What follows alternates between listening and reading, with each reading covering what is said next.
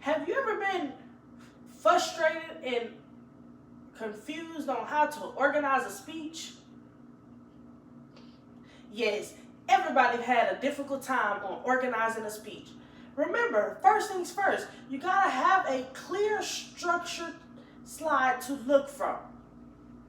Again, starting with an intro, making sure your intro is about 10%, which means maybe 1 to 3 minutes of the first part of your presentation.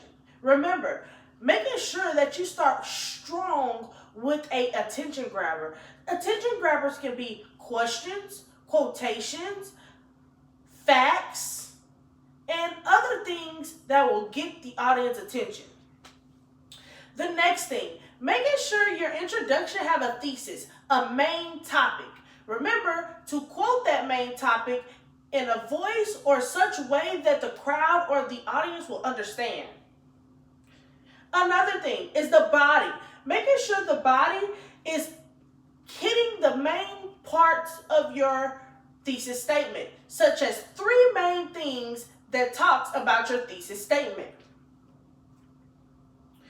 Then you want to make sure that you hit each 3 key points and go into your conclusion. When you get into your conclusion, making sure that you touch base on your story and also your things that you want to make the audience know that this is the key points of my presentation. Remember, your conclusion is your last 5% of your presentation, which can be up to maybe 1 to 3 minutes. Reinforcing the key point and the main point that you want your audience to understand.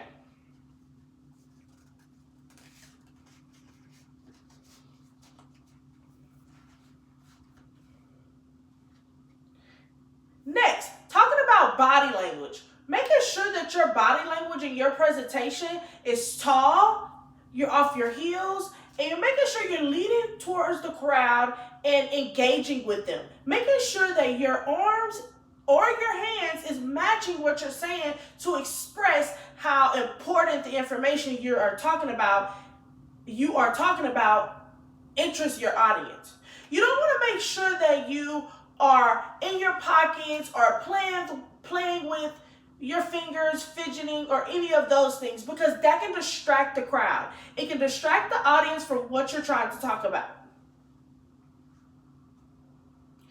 Also, make sure you have a comfortable stance, because you will be talking to a crowd and you don't want to make sure that you're uncomfortable. So make sure you're shoulder width apart, standing tall, making sure you connect with your audience. So, such as you should be talking to one person with straight eye contact for at least the first topic or statement that you're trying to prove or tell them about.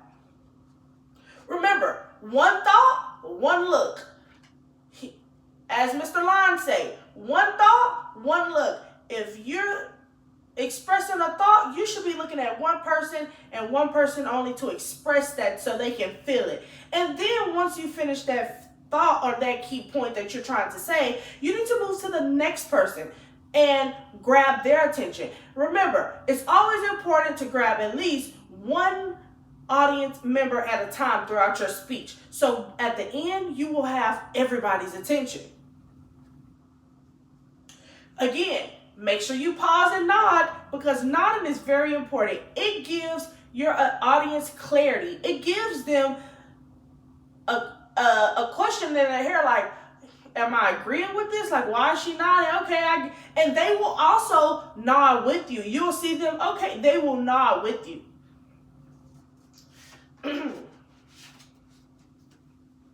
Another thing is, when you are practicing your speech, make sure that you're not reading straight from a paper. Make sure you just have an outline to guide you on what's next to say, such as what I'm doing now.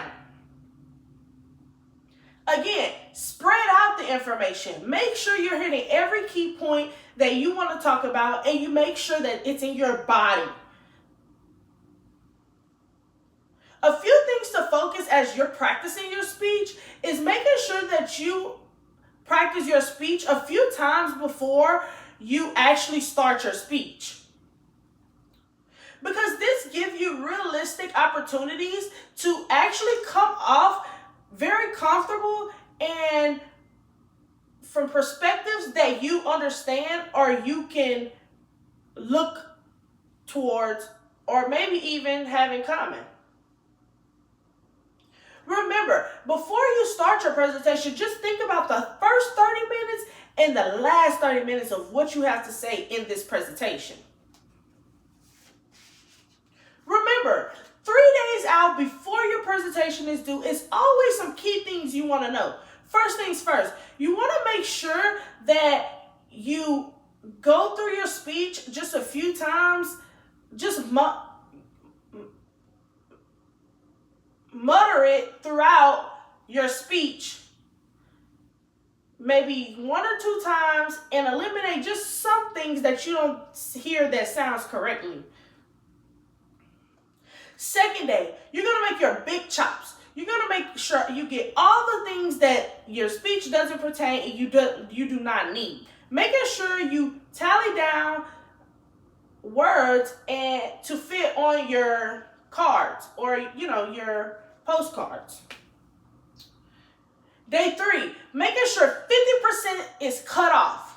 Again, 50% is cut off. Making sure you have narrowed it down to just what you need to say to hit those key points. And again, when it's naturally, you will always say more than what you need to say. So it comes off naturally.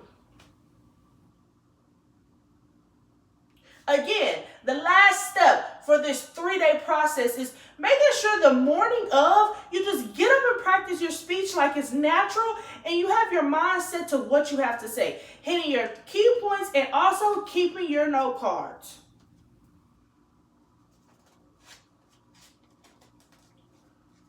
When you're talking about the opening and closing of a presentation, making sure first things first, you catch the audience attention with an attention grabber. So, the number 1 step is your attention grabber. Remember, when you are getting the audience attention, you want to ask them a question. You want them to think about a quotation mark, a quotation that somebody has said. Also, you will be able to give a visual or a virtual illustration. So, a visual illustration is something that if you have a bag, you pull an object out the bag and you're able to talk about it. You're able to interact with the audience to things that they have at home, such as if my favorite thing was a hat and that's part of my presentation, I would bring my favorite hat to say, I know sometimes, guys, you have a favorite hat and you might not wear it a lot because the places that you go just might not be the right place for your hat. Well, today is the day. We're all putting our hats on. You just be able to express yourself of what this hat means. So any object that you have to align with the audience, you're able to express it so the audience can feel like they have something in common with the speaker. Another thing, you also can give a fact or a statistic. Remember, you have to make sure that you cite it or you name where you got it from, because audience is going to be like, where did she get that from? How do we know it's a fact? So it gives them something to think about. Then you briefly go to your thesis, making sure you hit the main topic of what you want to say, guys, because this is going to grab the audience attention on, yeah, we have these in common, but this is her main point of what she has to talk about in her presentation. So making sure you double them down to single words to just give a preview for yourself of what you want to express to the audience. Remember, avoiding saying, we'll see next time, or just introduce it next time, because you always want to give your audience the opportunity to make it even, it might not even be a next time. So just avoiding saying those words. signaling that this is the end. So in conclusion, guys, this is the end of my presentation, and I've explained some key things that presentations are supposed to have, such as the opening and closing, such as the 3-day rule before you present. Also, some conclusions, and making sure that we have a well-known or well understanding of how to present a speech. And this is the end of my speech. Thank you.